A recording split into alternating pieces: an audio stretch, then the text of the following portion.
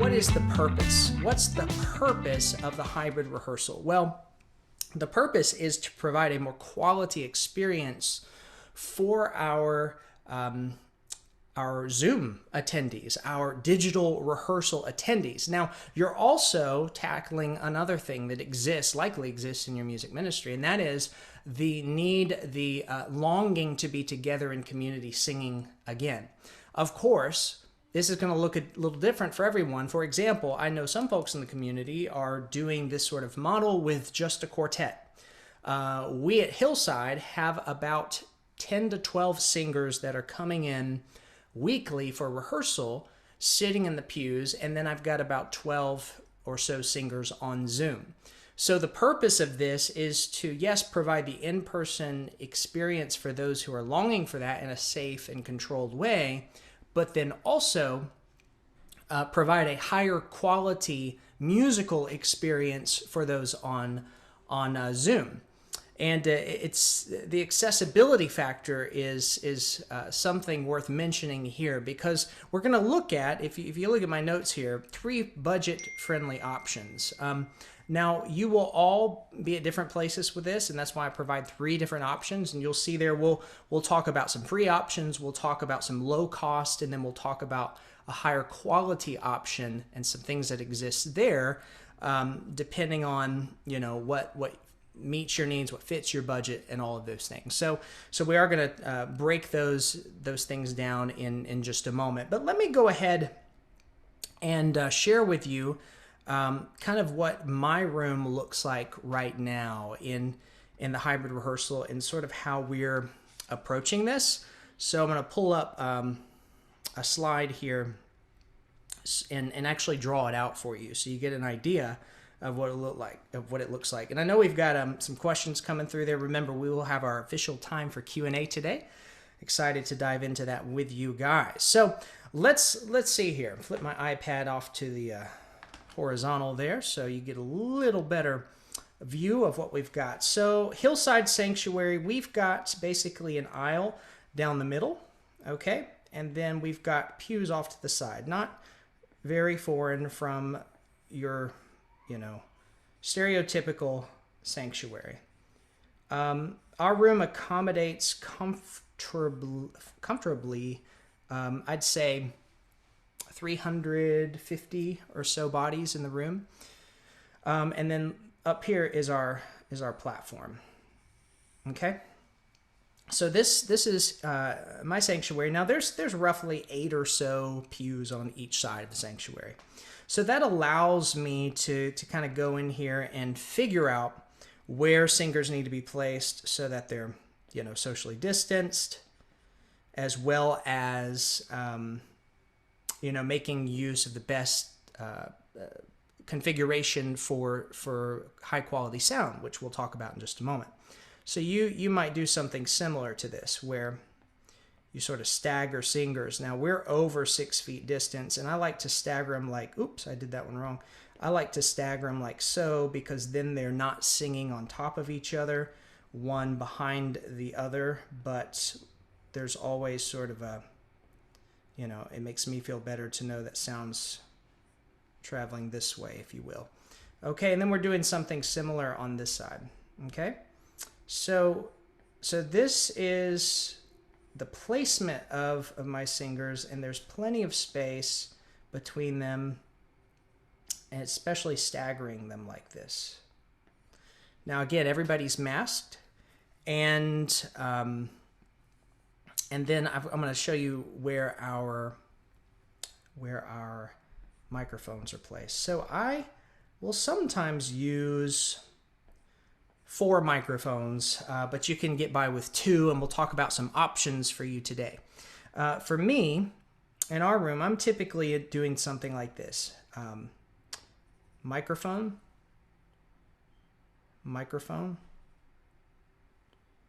Actually, that microphone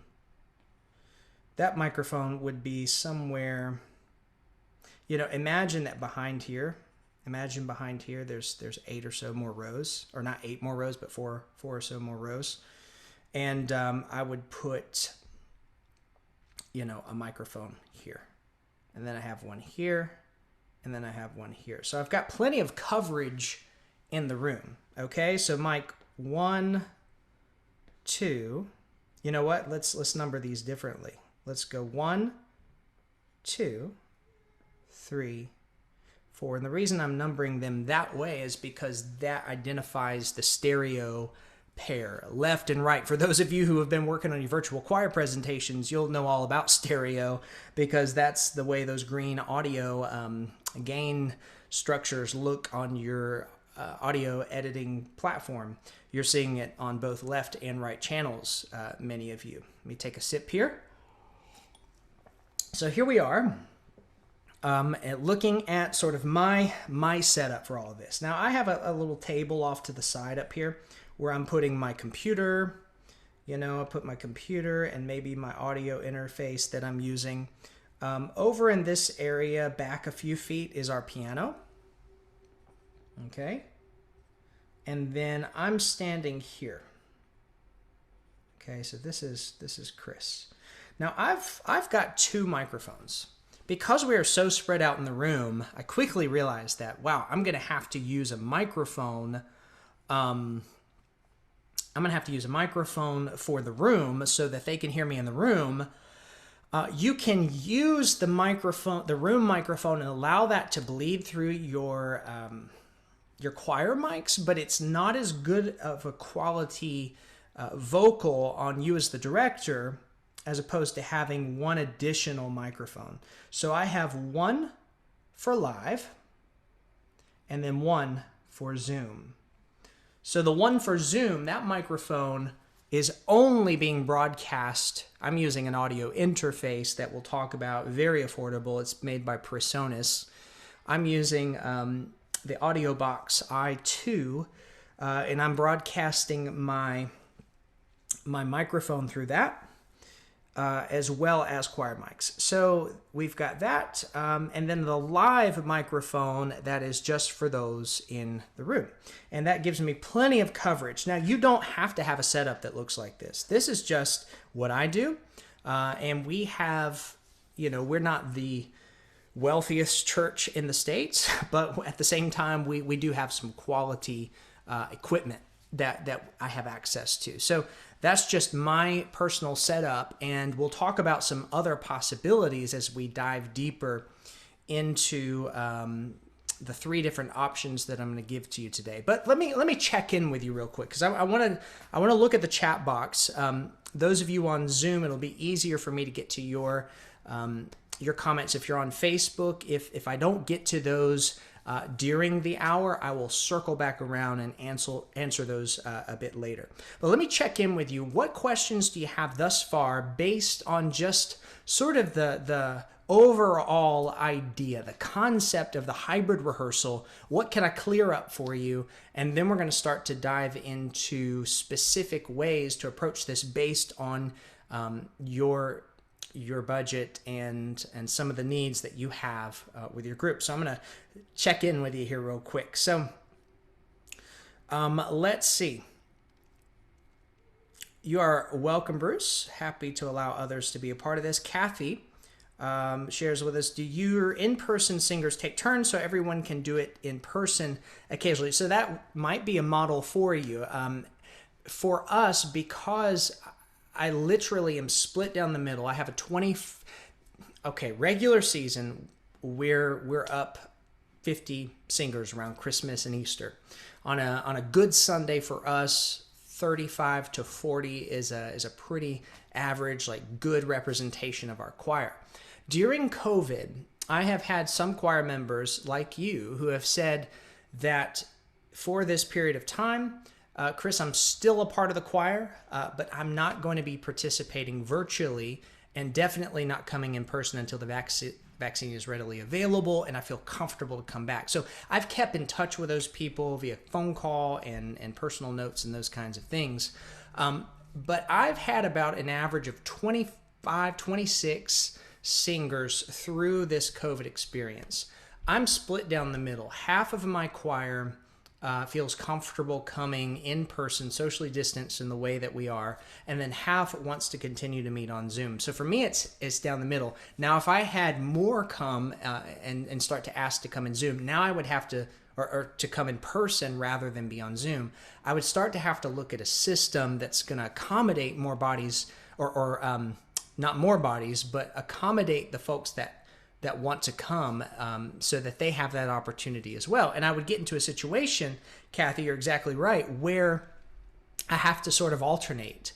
Now, this could be your situation. You could say, I only feel comfortable in our limitations, space-wise, all those things, take those things into account, having a quartet sing weekly in live rehearsal, and the rest are on Zoom. That's max for me, a quartet. Okay, quartet in the room.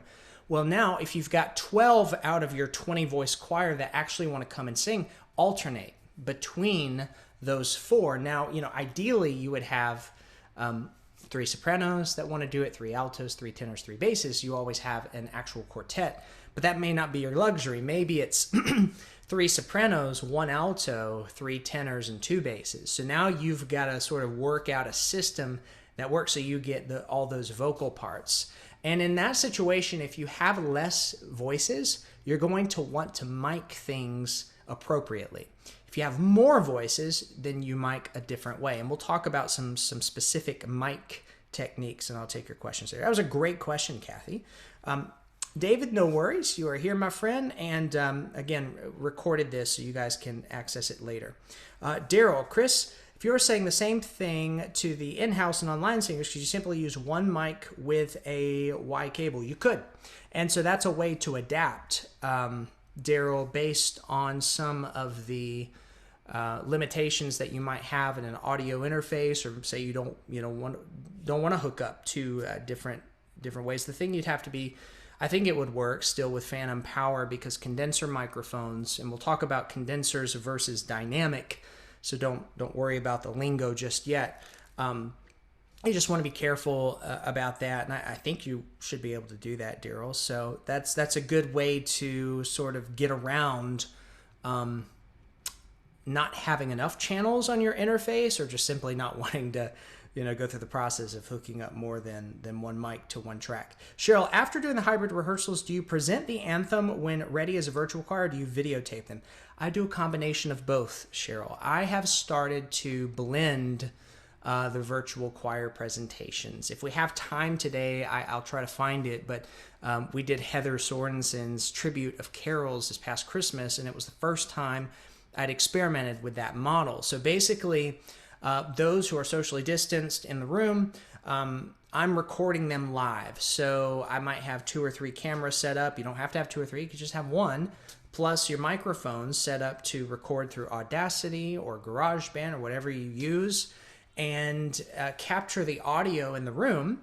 Now, there's some things to take into account when you do something like that. Like, the way you're going to record them is going to be a little different than what you're used to. We probably won't dive into all the specifics of that today, but happy to answer those kinds of questions in the community as well, Cheryl. That's a great question. So then I'm doing a hybrid sort of virtual presentation. So I have my live singers. For me right now, that's between 10 and 12.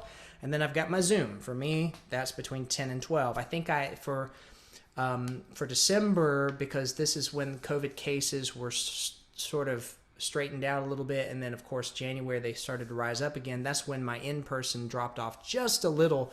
I had a smaller virtual representation, but then a larger, but by no means large, in-person representation. So I can share that with you guys if that's of interest to you. Bruce, Chris, we are not in our sanctuary at all per our conference, right? And those are things you'll have to take into account, Bruce. And so for you, getting started just rehearsing basic rehearsal on Zoom would be fantastic, because now you're going to be connecting with your choir members, plus you can get real work done. And I'm happy to share the online course in the community, because I know you're inside the community there and brand new to us, and so glad you're there, Bruce. So we'll help you out in the forum. But I think today will still be of great benefit to you. Kathy, where do you put the camera so Zoom singers can see you directing? Yeah, you can do a couple of things here. I mean, honestly, you could get super fancy with it and do multi-camera sort of setups, but We don't have time for that, well, at least not always, unless you're recording your singers. So I will typically put it off to the side, like at an angle to where, maybe the camera is here and there is the choir, but then it also gets my gestures. And so if I need to, I can still, that's one important point, is that your singers on Zoom, you still need to connect with them, interact with them, not just the people in the room. I like to turn around a little bit and just always acknowledge the folks through that camera. So I put it off to the side, so therefore it's getting sort of my side gestures and then the room. Sometimes I'll put it right in front of me, or say our organist can't make it to rehearsal. Like last week, I just turned the camera around right on me on the piano and led it while I led for in-room singers as well. So there's several different ways you can do that, Kathy. Deborah, can you repeat the PreSonus interface? Yes, I'm going to get to that and, in fact, unpack specific recommendations for you. And remember, you'll get a copy of today's presentation, those of you in the community, so you'll be able to reference this anytime, okay? Let's see here. Hybrid rehearsal, wondering, is visual for Zoom or only you in the sanctuary, or do you capture the whole thing? Yeah, you can, like I was saying to Kathy there, you can do a combination of things, whatever you want to do and however creative you want to get there, and provide that that experience to your singers online. Let's see, one more here, and then we're going to dive into some specific recommendations that I have for you based on budget. Kevin says, Chris, do you mic the piano separately? How is it picked up by the Zoom mic? That's a good question, Kevin. You can, depending on how large your audio interface is. I have one behind me I'm going to show with you in just a second. It belongs to our church. Sometimes I'm using it. Sometimes I'm using my personal one, just depending on how elaborate I want to get with the setup. But there's lots of different options there for you depending on what you have. One more question and then we'll jump in here. Suzanne, we're not allowed to have any live rehearsals yet in the parish, but I appreciate the information and suggestions. You are so welcome, Suzanne. And keep in mind that you can still adapt some of the things we talk about today for just your regular Zoom rehearsals, like the mic technique, some of the equipment I'm about to talk to will all work for you as well. Okay, so let's jump back into these notes.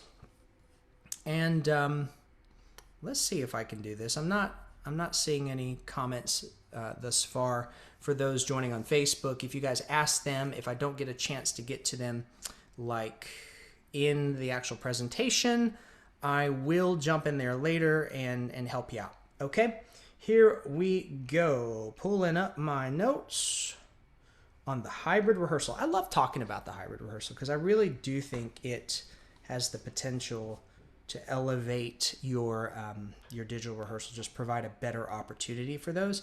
And I think it speaks volumes to your singers. We've been talking a lot about that in our community and how, we can't forget about those who are already invested and regularly participate and are a part of our ministry. That's the foundation. This just helps them have a better experience. And so you going that extra mile and learning a couple of extra things to finesse the audio quality, I think just speaks volumes to your singers. It's important stuff. Okay, so the hybrid rehearsal, we talked about the purpose, we talked about how accessible it is. Now let's talk about 3 budget-friendly options, starting with what's free. Y'all know me, I like to start with the practical. I like to start with what you already have at your disposal so that we're not having to go out and spend a ton of money if we don't have the money to spend or we don't want to spend the money.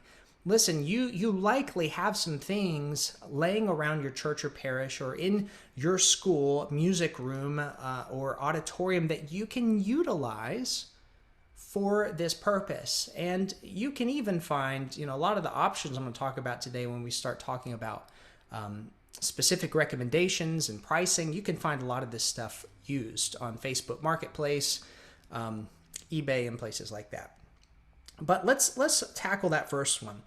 What do you have? Okay, start with what you have. This is your free option. I always recommend that you take an inventory there. So you grab out that old-fashioned pen and paper. You just start hunting around. Listen, many of you are serving in churches and parishes that have been in existence for years and years and years and years and years and years. You're likely the, name the number, music director at the church, and the church has accumulated a lot of stuff, some very good quality stuff, some that's maybe seen better days, and some junk, right? I raise my hand. I'll be the first to tell you we've got some boxes of junk at the church that we need to throw out.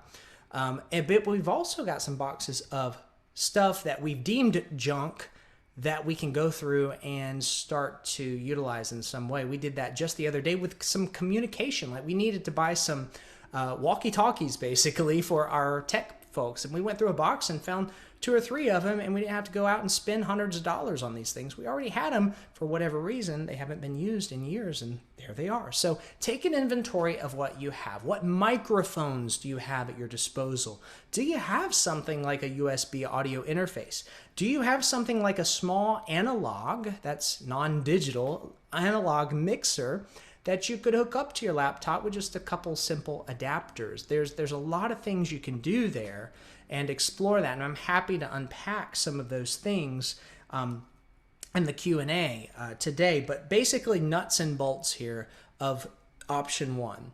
What is the nuts and bolts? Well, you're going to need Zoom. Okay, I take it that most of you already have Zoom. If you don't, it's free. So they do have a paid version. I purchased the paid version just because I didn't want to get kicked off after 45 minutes. They only give you 45 minutes for free. You can jump back on the Zoom after 45 minutes, but that's kind of cumbersome for people. And you typically have a drop off in your rehearsal if you're doing that. So you could start out with a free version of Zoom, just kind of feel it out. But I'd recommend that you get in that paid plan, which is $14 a month if you can. If not, you can do it for free, okay? But you're gonna need Zoom. That's number 1 there, and you see it listed right there. And then some microphones, or a microphone. It doesn't have to be anything crazy fancy or expensive. You just take an inventory of what you have. This would be a good opportunity for us to talk about a couple of different types of microphones. As we get into a second and third options, I'll open up Amazon here and we'll actually look at some specific recommendations and ways that you might place microphones in the room depending on what your sanctuary looks like. Where did I put it? Here it is. So this is a very popular microphone. You've probably seen these, and you probably have a few laying around your church. This is an SM58. It is a dynamic microphone. Now, dynamic microphones essentially not going to have as high of a gain structure and frequency range as condensers that we'll talk about in just a moment, but could get the job done for you. This is not a great microphone for miking your choir, okay? Because it's a dynamic, it just doesn't have the gain structure that a condenser is gonna have. So this is a great microphone for doing this.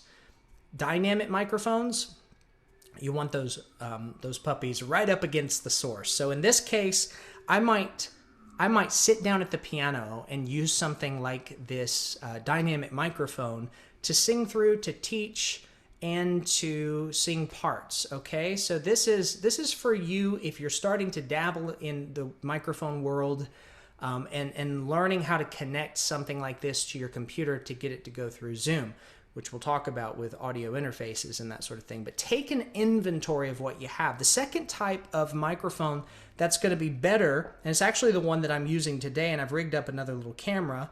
You're going to get to see sort of the inside of what the other side of me on this studio looks like. That's the camera picking me up, but I want to talk about this microphone right here. This is a condenser microphone. This one's made by the company Blue. This one's priced at around $250. They go up from there. I think there's a couple of cheaper options as well, but this one is hooked up by old-fashioned XLR cable. Not a good USB microphone. You're going to need something like a USB interface that we'll talk about in just a moment. But I'm showing you this microphone so that you see the difference in a condenser microphone. And I'll come back to my face here. Like, I'm a good 2 feet away from this microphone, and it's picking me up because it's a condenser.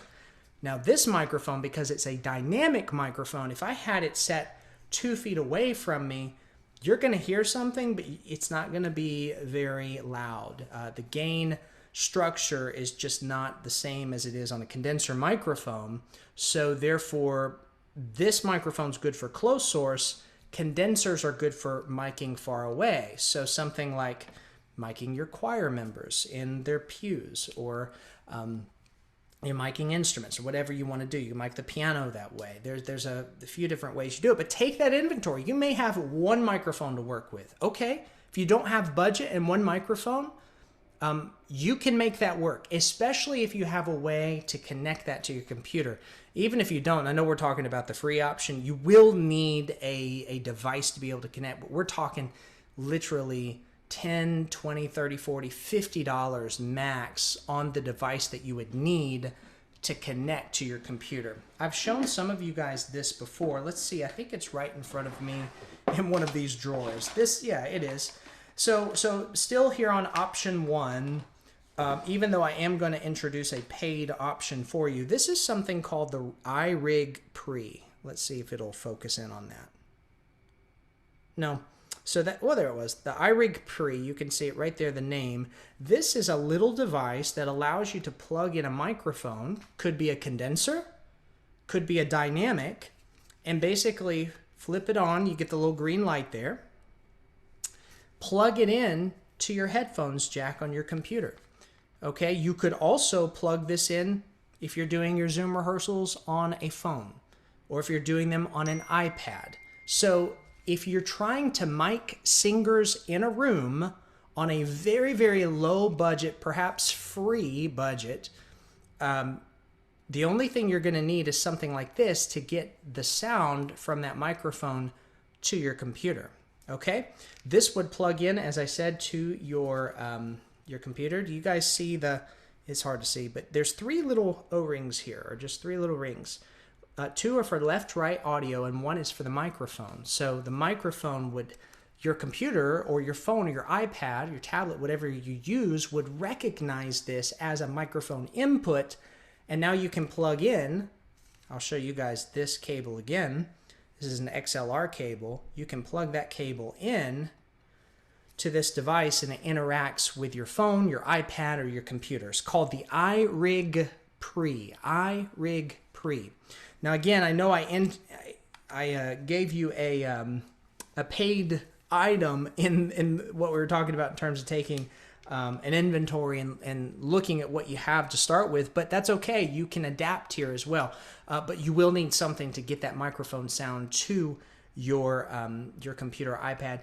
Some of you may be thinking, well, Chris, couldn't I just turn my cell phone or iPad on? It already has a microphone and I just let the sound bleed into that. You can do that. If that's all you got, you can do that. But it's not going to be as high quality as doing something like this. But if you have to do it, you have to do it. And that's just the reality. So I'll set this to the side. If you all have any questions about that particular item, I'm happy to mention or to answer some of those in just a moment. So take that inventory. Step 1, or if you fall into category 1, take that inventory, see what you have, list it out, and then see what you need from there. And I recommend you do that now moving into step 2 if you do want.